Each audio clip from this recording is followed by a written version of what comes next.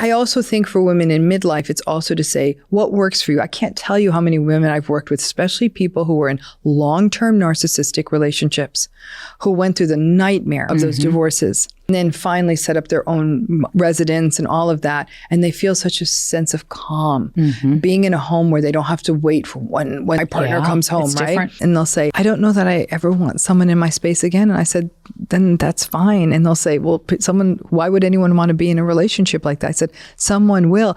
And girl, I have met people who said, I married someone and we have separate houses.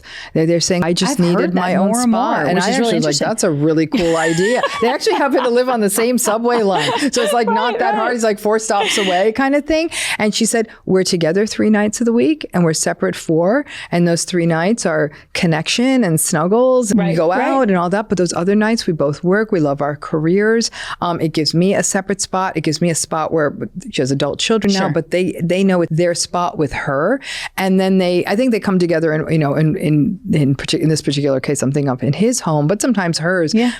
But she said, it's just given me a place that I needed after all those years to regulate. My point being, by midlife, you have enough data to know what works for you.